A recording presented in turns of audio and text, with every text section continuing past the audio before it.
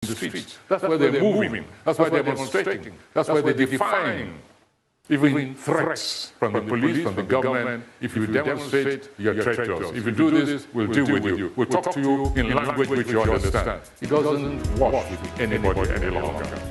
Because if the nation is on a society,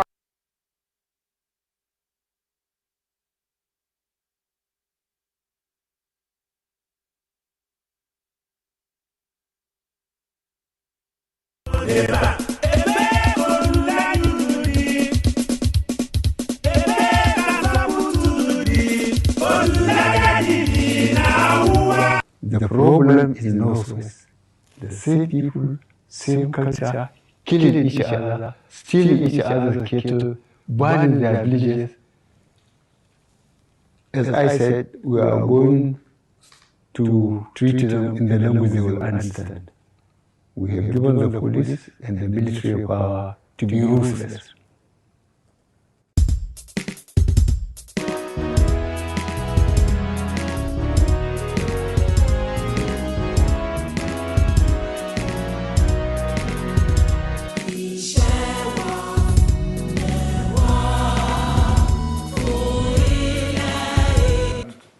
sometimes we get that, and that's what's happening to people in the streets. That's why they're moving. That's why they're demonstrating. That's why they're defying even threats from the police, from the government. If you demonstrate, you're traitors. If you do this, we'll deal with you. We'll talk to you in language which you understand. It doesn't wash with anybody any longer. Because if the nation is on a suicide slide, the people who feel that they do not deserve that kind of suicidal plunge, they have a right to say sorry.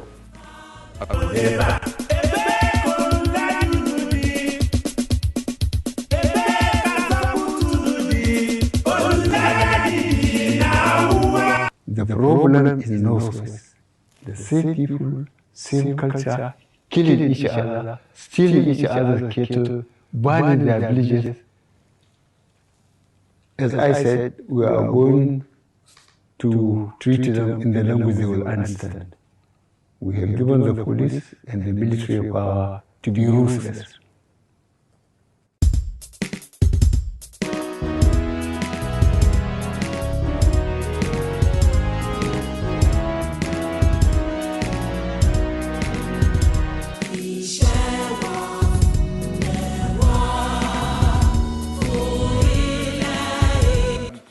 Sometimes we get that, and that's what's happening to people in the streets. That's why they're moving. That's why they're demonstrating. That's why they're defying even threats from the police, from the government. If you demonstrate, you're traitors. If you do this, we'll deal with you. We'll talk to you in language which you understand. It doesn't wash with anybody any longer. Because if the nation is on a suicide slide, the people who feel that they do not deserve that kind of suicidal plunge, they have a right to say sorry.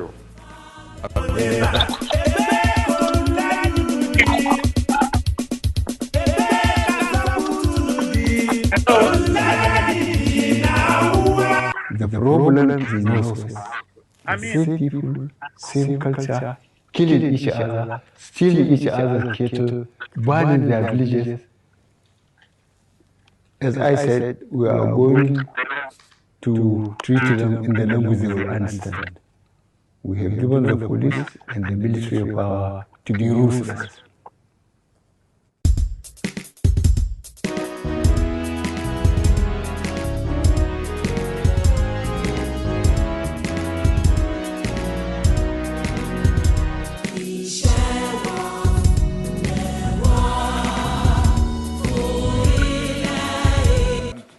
Sometimes we get that, and that's what's happening to people in the streets. That's why they're moving. That's why they're demonstrating. That's why they're defying even threats from the police, from the government. If you demonstrate, you're traitors. If you do this, we'll deal with you. We'll talk to you in language which you understand. It doesn't wash with anybody any longer.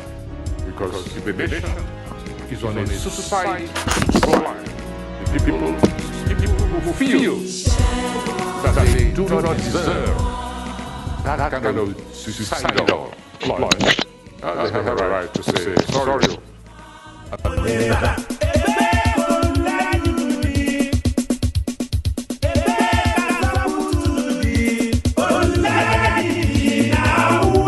The problem is northwest. The same people, same culture, killing each other, stealing each other's cattle, burning their villages. As I said, we are going to treat it. Hi, good afternoon, good evening. Hi, everybody, wherever you may be in the world. Here we are again on this issue of Yorexit, making sense and nonsense of the concept of people trying to leave the country, or groups of people trying to leave the country. First of all, let me apologize for coming on late. We had some technical issues we were working out, and it took us a little while to get things right, because most of my guests today are not in the studios. But moving on, we need to recognize the fact that this great man fell under fire to the military forces that invaded his otherwise peaceful existence, peaceful night. He was in Chief Sunday Igboho's house in Ibadan on June 30th when the house was raided. Rest in peace, Mr. Dogon. He is a matter for the cause of the Yoruba nation. He used to be a very reliable source of information for those of us in the media working on the program.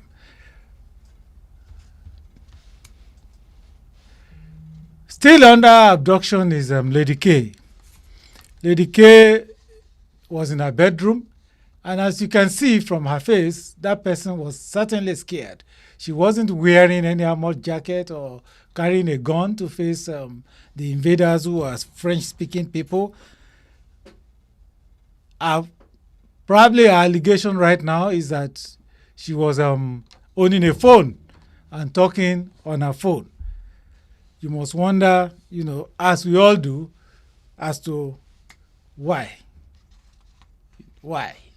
What's the cause of all this suffering and tension? Please, as we go on, you can begin to send in your questions through the chat. We will not take calls at this point in time, but begin to send in your questions, and I will explain in more details in a little while down the line. Yeah, coming back to but why? We dare say that the problem of Nigeria boils down to the supposedly black gold, which is supposed to bring them wealth, right? The black gold has turned red with the blood of innocent Nigerians constantly soaking, it. And it seems not to stop. The Attorney General broke this week by gloating that he has captured Nnamdi Kanu. His press statement gave so much officialdom to the act that he was so proud of it, and that he had to translate it into the language understood by his fellow Northerners to rein in the point. We have since found out that Nnamdi Kanu was not legally extradited, but was stolen from Kenya in a manner that reminds us of Umaru Diko, who was created from London. Except that in Umaru Diko's case, people were actually clapping for the government at the time. Unlike in the case of Malami and Nnamdi Kanu, there are riots, there are protests, demonstrations all over the world against the concept of him being abducted and brought into the country.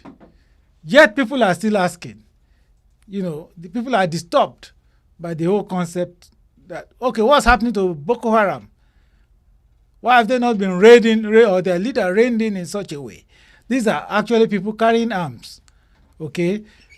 Perpetrators of Ibarakwa, Igangan, the people who assaulted Chief Falai, the people who caused genocide in Owerri are yet to be accounted for or brought to book or shown to us.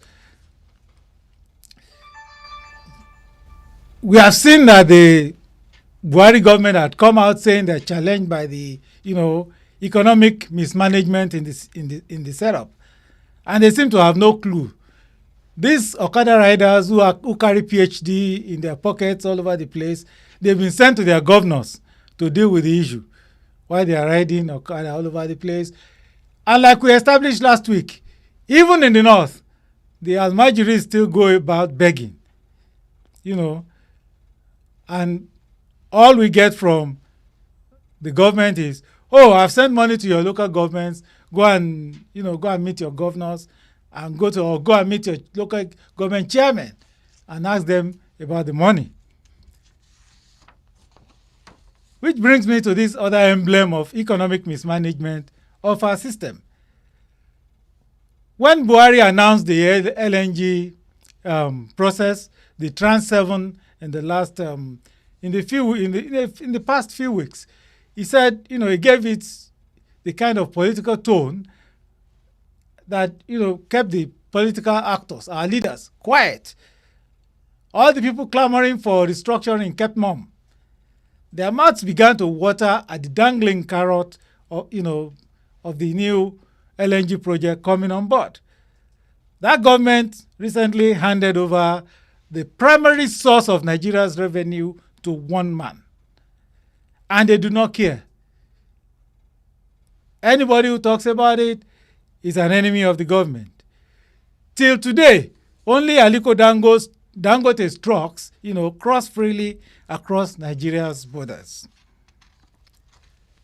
Catching the bait, and political leaders clamor for quiet. Everybody keep calm. Don't cause trouble.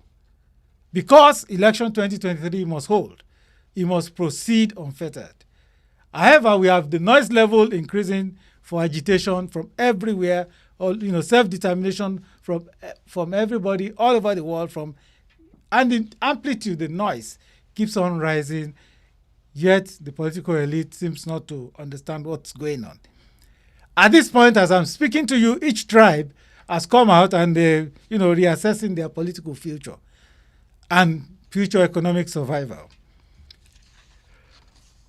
To help me guide the discussion today as to what's the relevance of oil or gas, oil and gas, a primary source of economy, to the disquiet in the political system, I've invited two people, and I hope they will join us. I know that one of them has joined us.